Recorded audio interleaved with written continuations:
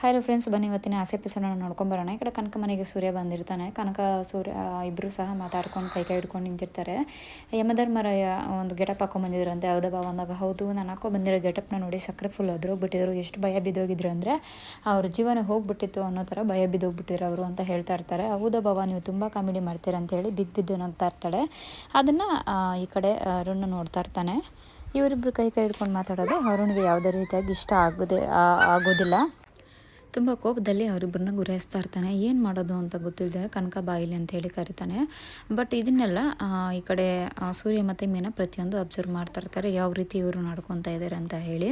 ಸರಿ ಅಂಥೇಳಿ ಕನಕ ಅರುಣ್ ಹತ್ರ ಹೋಗ್ತಾಳೆ. ಯಾಕ್ರಿ ಏನಾಯಿತು ಅಂತಂದಾಗ, ಬೆಳಗ್ಗೆಯಿಂದ ಏನು ತಿಂದಿಲ್ಲ, ತಗೋ ಈ ಗುಲಾಬ್ ಜಾಮೂನ್ ಆದರೂ ತಿನ್ನು ಅಂತ ಹೇಳಿ ಗುಲಾಬ್ ಜಾಮೂನನ್ನು ಕೊಡ್ತಾರೆ. ಆ ಗುಲಾಬ್ ಜಾಮೂನನ್ನು ತಂದು ಸೂರ್ಯಗೆ ಕೊಡ್ತಾನೆ. ಸರಿ ಅಂಥೇಳಿ ಮತ್ತೆ ಮಾತಾಡ್ತಾ ಇರ್ತಾರೆ ಒಬ್ರಿಗೊಬ್ರು ಕೈ ಹಿಡ್ಕೊಂಡು. ಅದನ್ನೆಲ್ಲ ನೋಡಿ ತುಂಬ ಕೋಪ ಬರ್ತಾ ಇರುತ್ತೆ ಅರುಣ್ಗೆ. ಸರಿ ಅಂಥೇಳಿ ಕನಕ ಒಂದು ನಿಮಿಷ ಬಾಯಿಲಿ ಅಂತ ಹೇಳ್ತಾರೆ.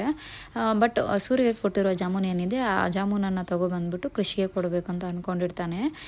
ಈ ಕಡೆ ಕನಕನ ಕರೆದು, ನನಗೆ ಫೈಲ್ ಬೇಕು, ರೆಡಿ ಫೈಲು ತೊಗೊಂಬಂದು ಕೊಡ್ತೇವೆ ಒಂಚೂರು ಅಂದಾಗ, ಸರಿ ಆಯ್ತು ಅಂತೇಳಿ ಕನಕ ಅಲ್ಲಿಂದ ಫೈಲ್ ತೊಗೊಂಬರೋಕ್ಕೆ ಹೊರಟಿರ್ತಾಳೆ.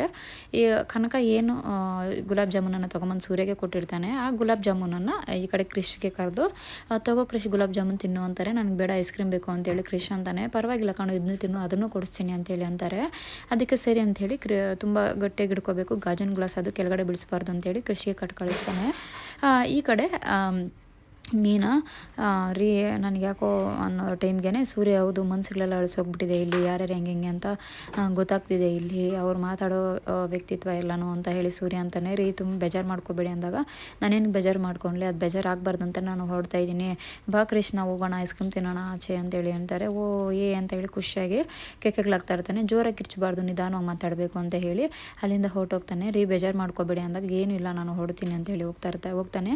ಈ ಕಡೆ ಶಾಂತಿನೂ ಸಹ ಆಚೆ ಕಡೆ ಹೋಗ್ತಾ ಇರ್ತಾಳೆ. ಕ್ಯಾಬ್ಗೆ ಆಟೋಗೆ ವೆಯ್ಟ್ ಮಾಡ್ತಾ ಇರ್ತಾಳೆ. ಅದೇ ಟೈಮ್ಗೆ ಬನ್ನಿ ಯಾವಾಗಾದ್ರೂ ಫ್ರೀ ಮಾಡ್ಕೊಂಡು ಅಂದಾಗ, ಹೌದೌದು ಬರ್ತೀನಿ, ಚಿಲ್ಕನೂರು ಚಿಂತಾಮಣಿಗಳ ಅಂಗಡಿಗೆ ನಾನು ಹೋಗ್ಬೇಕಾ ಅಂತ ಹೇಳಿ ತುಂಬ ರೇಗಾಡ್ತಾ ಇರ್ತಾಳೆ. ಅದೇ ಟೈಮ್ಗೆ ಈ ಕಡೆ ಇಲ್ಲಿ ನಮ್ಮ BMW ಕಾರು ಕಾಣಿಸ್ತಾ ಇಲ್ವಲ್ಲ, ಫೋನ್ ಮಾಡು ಆಟೋನಿಗೆ ಬರೋಕ್ಕೆ ಹೇಳು ಅಂತೇಳಿ ಅಂತಾರೆ. ಮೊದಲು ಈ ಮುಖಗಳು ನೋಡೋಕ್ಕಾಗಲ್ಲ, ಫಸ್ಟ್ ಇಲ್ಲಿಂದ ಹೋಗೋಣ, ಆಟೋಗೆ ಫೋನ್ ಮಾಡು ಅಂತೇಳಿ ಅಲ್ಲಿಂದ ಹೊರಡ್ತಾಳೆ.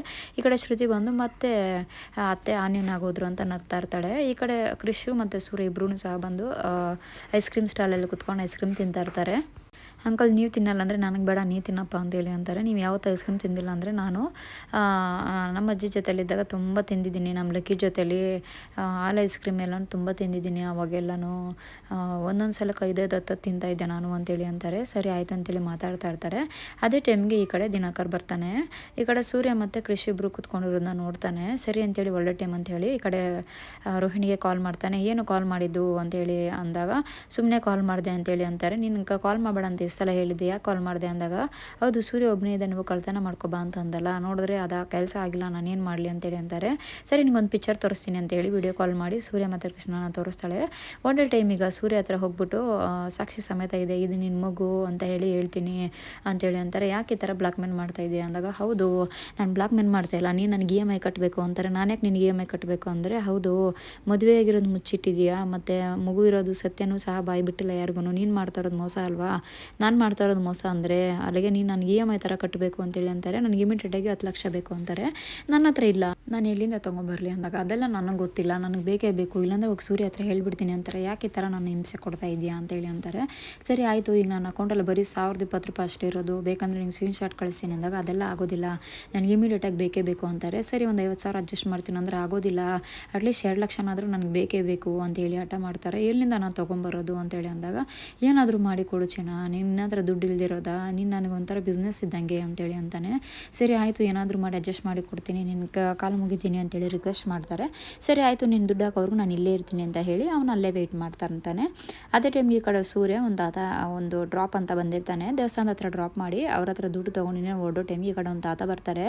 ಯಾಕೆ ಸರ್ ಎಲ್ಲಿ ಹೋಗ್ಬೇಕೇನು ಅಂದಾಗ, ರೋಡ್ ದಾಟ್ಸಪ್ಪ ಅಂತೇಳಿ ಅಂತಾರೆ. ಸರಿ ಆಯಿತು ಅಂತ ಹೇಳಿ ರೋಡನ್ನು ದಾಟಿಸ್ತಾನೆ. ನೀವು ಎಲ್ಲಿಗೆ ಹೋಗ್ಬೇಕೇನು ಅಂತೇಳಿ ಅಲ್ಲಿ ಬಿಟ್ಬಿಟ್ಟು ತಿರ್ಕೊಂಬರೋ ಟೈಮಿಗೆ ಈ ಕಡೆ ಶಾಂತಿ ಎಲ್ರಿಗೂ ಊಟ ಬಡಿಸೋದು ನೋಡಿ ಸೂರ್ಯ ತುಂಬಾ ಆಶ್ಚರ್ಯವಾಗಿ ನಿಂತ್ಕೊಂಡ್ಬಿಡ್ತಾನೆ. ತಿನ್ನಬೇಕು ಹೊಟ್ಟೆ ತುಂಬ ತಿನ್ನಬೇಕು, ಸಂಕೋಚ ಪಡಬಾರ್ದು, ಹೊಟ್ಟೆ ತುಂಬ ಖುಷಿಯಾಗಿ ಊಟ ಮಾಡಬೇಕು ಅಂತ ಹೇಳಿ ಎಲ್ರಿಗೂ ಒಂದು ಕಡೆಯಿಂದ ಊಟ ಬಡಿಸ್ಕೊಂಬರ್ತಾ ಇರ್ತಾಳೆ. ಅದ್ರ ನೋಡ್ರೆ ಸೂರ್ಯಗೆ ತುಂಬ ಆಶ್ಚರ್ಯ ಆಗೋಗುತ್ತೆ, ಇದೇನಿದು ಎಲ್ರಿಗೂ ಅಮ್ಮ ಊಟ ಬಡಿಸ್ತಾ ಇದ್ದಾರೆ ಅಂತೇಳಿ. ಪುಣ್ಯಾದ್ಗಿತಿ ಅಮ್ಮ ನೀನು, ನಮ್ಮ ತಾಯಿ ನೀನು ಅಂದಾಗ ಹೌದೌದು ಅಮ್ಮ ಅಂತಲೇ ಕರೀರಿ, ಹೊಟ್ಟೆ ತುಂಬ ಊಟ ಮಾಡಿ ಅಂತ ಅಂದಾಗ ಅಮ್ಮ ಅಂತೇಳಿ ಕರೀತಾರೆ. ಯಾರಿದು ಹಿಂಗೆ ಅಮ್ಮ ಅಂತ ಕರಿತಾ ಇದ್ದಾರೆ ಅಂತೇಳಿ ನೋಡಿದಾಗ ಈ ಕಡೆ ಸೂರ್ಯ ಕೂತ್ಕೊಂಡಿರ್ತಾನೆ. ಈ ಕಡೆ ಶಾಂತಿಗೆ ಆಶ್ಚರ್ಯ ಆಗೋಗ್ತೈತೆ, ಸೈಲೆಂಟಾಗಿ ನಿಂತ್ಕೊಂಡ್ಬಿಡ್ತಾಳೆ. ಅಮ್ಮ ಅಂತ ನಾನು ಕರಿಬೋದಾ ಅಂತೇಳಿ ಅಂತಾನೆ. ಆಗ ಶಾಂತಿ ಏನು ಮಾತಾಡೋದೇ ಇಲ್ಲ. ಸರಿ ಅಮ್ಮ ತುಂಬ ಹೊಟ್ಟೆ ಹಸಿತಿದೆ, ಊಟ ಹಾಕಿ ಅಂತ ಹೇಳ್ತಾರೆ. ಅದಕ್ಕೆ ಸೂರ್ಯ ಬಂದು ಯಾಕಪ್ಪ ನೀನು ಇಂಥವ್ರ ಜೊತೆ ಕೂತ್ಕೊಂಡು ಊಟ ಮಾಡ್ತಾ ಇದೆಯಾ ಅಂದಾಗ ನಾನು ಒಂಥರ ಅನಾಥನೇ ಅಲ್ವಾ, ಅಮ್ಮ ಇಲ್ದಿರೋ ಅನಾಥ ನಾನು, ಅಮ್ಮ ಪ್ರೀತಿ ಸಿಗ್ದಿರೋ ಅನಾಥ ನಾನು ಅಂದ ತಕ್ಷಣ ಈ ಕಡೆ ಶಾಂತಿ ತುಂಬ ಎಮೋಷನಲ್ ಆಗೋಗ್ತಾಳೆ. ಸರಿ ಅಂಥೇಳಿ ಊಟ ಬಡಿಸ್ತಾಳೆ. ಊಟ ಬಡಿಸಿ ಕಣ್ಣಲ್ಲಿ ನೀರು ಬರೋಕ್ಕೆ ಶುರು ಆಗೋಗುತ್ತೆ. ಸೈಲೆಂಟಾಗಿ ಒಂದು ಸೈಡ್ ಹೊತ್ಕೊಂಡು ನಿಂತ್ಕೊಂಡ್ಬಿಡ್ತಾಳೆ. ಏನು ಮಾತಾಡ್ಬೇಕಂತ ಗೊತ್ತಾಗೋದಿಲ್ಲ. ಈ ಕಡೆ ಸೂರ್ಯ ಮಾತ್ರ ತುಂಬ ಖುಷಿಯಾಗಿ ಅನ್ನ ಸಾಂಬಾರು ಹಾಕ್ಕೊಂಡು ಹೊಟ್ಟೆ ತುಂಬ ಊಟ ಮಾಡ್ತಾ ಇರ್ತಾನೆ. ತುಂಬ ಖುಷಿಯಾಗಿ ಊಟ ಮಾಡ್ತಾ ಇರ್ತಾನೆ. ಅದಕ್ಕೆ ಈ ಕಡೆ ಕಸ್ತೂರಿ ಬಂದು ಒಂದು ಸಲ ನೀನು ಊಟ ಹಾಕಿದ್ದಕ್ಕೆ ನೋಡಿ ಎಷ್ಟು ಖುಷಿಯಾಗಿ ಊಟ ಮಾಡ್ತಾ ಇದ್ದಾನೆ ಅಂತೇಳಿ ಅಂತಾರೆ. ಸರಿ ಅವ್ನಿಗೆ ಊಟ ಹಾಕಿರೋದು ನೀನು ವಿಡಿಯೋ ಮಾಡಿದ್ಯಾ ಅಂದಾಗ ಹೌದು ಮಾಡಿದ್ದೀನಿ, ಯಾಕೆ ಏನಾಯಿತು ಅಂದಾಗ ವಿಡಿಯೋ ಡಿಲೀಟ್ ಮಾಡಿಬಿಡು ಅಂತಾಳೆ. ಯಾಕೆ ಏನಾಯಿತು ಅಂದಾಗ ವಿಡಿಯೋ ಡಿಲೀಟ್ ಮಾಡಿಬಿಡು, ಅವ್ನು ನನ್ನ ಮಗ ಅಂತೇಳಿ ಗೊತ್ತಾದರೆ ನಾನು ತುಂಬ ಇದೆಲ್ಲ ನಾಟಕ ಮಾಡ್ತಾಯಿದ್ದೀನಿ, ಸೆಟಪ್ ಮಾಡಿ ಅಂತೇಳಿ ಅಂದ್ಕೊಂಡ್ಬಿಡ್ತಾರೆ. ನನಗೆ ಬರೋ ಡಾಕ್ಟರೇಟ್ ಪ್ರಶಸ್ತಿ ಕೂಡ ಬರೋದಿಲ್ಲ, ಇದನ್ನೆಲ್ಲ ಡಿಲೀಟ್ ಮಾಡಿಬಿಡು ಅಂದಾಗ ಈ ಕಡೆ ಕಸ್ತೂರಿ ಈಗಲಾದರೂ ಅವ್ನು ನನ್ನ ಮಗ ಅಂತ ಒಪ್ಕೊಂಡಲ್ಲ, ತುಂಬ ಖುಷಿ ಆಯಿತು ಕಣೆ ನನಗೆ ಅಂತೇಳಿ ಈ ಕಡೆ ಕಸ್ತೂರಿ ಅಂತಾರೆ. ಅದಾದಮೇಲೆ ಮನೆಗೆ ಬರ್ತಾನೆ. ಅದೇ ಟೈಮ್ಗೆ ಈ ಕಡೆ ಕ್ರಿಶು ಮತ್ತು ರಂಗನಾಥ್ ಆಟ ಆಡ್ಕೊಂಡು ಕೂತಿರ್ತಾರೆ. ಇದೆಲ್ಲನೂ ತುಂಬ ಆಟ ಆಡ್ತಾಯಿದ್ರಿ ಅವಾಗ ನಾವು ಅಂಥೇಳಿ ಈ ಕಡೆ ರವಿ ಮತ್ತು ಶ್ರುತಿ ಮಾತಾಡ್ತಾ ಇರ್ತಾರೆ. ಆವಾಗ ಅದೇ ಟೈಮ್ಗೆ ಈ ಕಡೆ ಮನೋಜನು ಬರ್ತಾನೆ. ಹೌದಾ ನಾವು ಆಟ ಆಡ್ತಾ ಇದ್ರಾ ಅಂತ ಅಂದಾಗ ಹೌದು ನಿನಗೆ ನೆನಪಿಲ್ಲ ಅಂದಾಗ ಅದೆಲ್ಲ ನೆನಪಿಲ್ಲ ಅಂತೇಳಿ ಅಂತಾನೆ. ಅದಕ್ಕೆ ರಂಗನಾಥ್ ಬುದ್ಧಿವಂತರಿಗೆ ಅಷ್ಟೇ ನೆನಪಿರುತ್ತೆ, ಅದು ನಿಮ್ಮಂಥವ್ರಿಗೆಲ್ಲ ಎಲ್ಲೇ ನೆನಪಿರುತ್ತೆ ಅಂತೇಳಿ ರೇಗಿಸ್ತಾ ಇರ್ತಾನೆ. ಅದೇ ಟೈಮ್ಗೆ ಈ ಕಡೆ ಶಾಂತಿಗೆ ರವಿ ಅಂತ ಇರ್ತಾನೆ. ಏನು ರೀ ಇದನ್ನ ಬೆಳಿಗ್ಗೆ ಮಾಡೋಕ್ಕೆ ಬೇರೆ ಕೆಲಸ ಎಲ್ಲ ಇದು ಮಾಡ್ಕೊಂಡು ಕೂತಿದ್ದೀರಾ ಅಂತ ಅಂದಾಗ ಅಮ್ಮ ಅದು ಅವನ ಜೊತೆ ಒಂದು ಆಟ ಆಡಿ ನೋಡು, ನೀನು ಗೆದ್ದು ನೋಡೋಣ ಅಂತೇಳಿ ಅಂದಾಗ ಅವನ ಜೊತೆ ನಾನೇ ಆಡಬೇಕು, ಗೆದ್ದರೆ ನನಗೇನೋ ದೊಡ್ಡ ಕಿರೀಟನ ಕೊಡುತ್ತೀರಾ ಅಂತೇಳಿ ಮಾತಾಡ್ತಾ ಇರ್ತಾರೆ. ಅದೇ ಟೈಮ್ಗೆ ಈ ಕಡೆ ಸೂರ್ಯ ಮೀನಾ ಬರ್ತಾರೆ.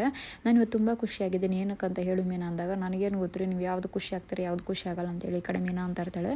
ಸರಿ ಆಯಿತು ರವಿ ಶ್ರುತಿ ನೀವಾದ್ರೂ ಗೆಸ್ಟ್ ಮಾಡಿ ಅಂತೇಳಿ ಅಂತಾರೆ. ಗೊತ್ತಿಲ್ಲ ನಮಗೆ ಯಾವ್ದಾದ್ರು ಒಂದು ಒಳ್ಳೆ ಆರ್ಡರ್ ಸಿಗ್ತಾ, ಯಾವ್ದಾದ್ರು ಒಂದು ಡ್ರೈವಿಂಗ್ ಸಿಗ್ತಾ ಅಂದಾಗ ಆ ಥರದ್ದಲ್ಲ, ಬಿಸ್ನೆಸ್ ಬಗ್ಗೆ ಅಲ್ಲ ಬೇರೆದ್ರ ಬಗ್ಗೆ ಅಂತೇಳಿ ಅಂತಾನೆ.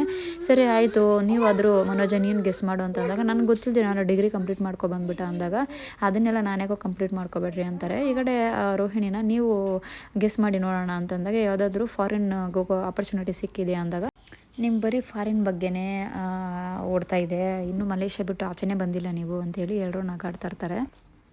ಆದರೆ ರೋಹಿಣಿ ಮನೆಗೆ ಬರೋ ಮುಂಚೆನೇ ಅವರು ಒಂದು ಬಿಸ್ನೆಸ್ಸಲ್ಲಿ ಬಂದಿರೋಂಥ ದುಡ್ಡು ಲಾಕರಲ್ಲಿ ಇಟ್ಟಿದ್ರಲ್ವ, ಆ ಲಾಕರಲ್ಲಿ ಇಟ್ಟಿರೋ ದುಡ್ಡನ್ನ ಏನಾದರೂ ಮಾಡಿ ಹೊಡಿಬೇಕು ಅಂತ ಹೇಳಿ ಈ ಕಡೆ CCTV ಕ್ಯಾಮ್ರಾ ಎಲ್ಲ ಚೆಕ್ ಮಾಡಿ ನೋ ಸಿಗ್ನಲ್ ಅಂತ ಇದೆ, CCTV ಕ್ಯಾಮ್ರಾ ಎಲ್ಲ ವರ್ಕ್ ಆಗ್ತಾ ಇಲ್ಲ ಅಂತ ಗೊತ್ತಿದ್ದೂ ಸಹ ಅಲ್ಲಿ ಕೆಲಸ ಮಾಡಿರೋರ್ನೆಲ್ಲ ತಲೆನೋವ್ತಿದೆ, ಕಾಫಿ ತಗೊಬನ್ನಿ, ಇನ್ನು ಎಲ್ರೂ ಊಟಕ್ಕೆ ಹೋಗೋಕೆ ಹೇಳಿ ಅಂತೇಳಿ ಎಲ್ಲರೂ ಊಟಕ್ಕೆ ಕಳಿಸಿ ಆ ಲಾಕಲ್ಲಿ ಏನು ದುಡ್ಡು ಇಟ್ಟಿದ್ದಾರೆ ಆ ದುಡ್ಡನ್ನ 2 ಲಕ್ಷನ ಎತ್ಕೊಂಡು ಅಲ್ಲಿಂದ ಮನೆಗೆ ಬಂದಿರ್ತಾಳೆ. ಆದರೆ ಈ ಒಂದು ಇನ್ಸಿಡೆಂಟ್ ಮನೋಜಗೆ ಗೊತ್ತಾಗಿರಲ್ಲ.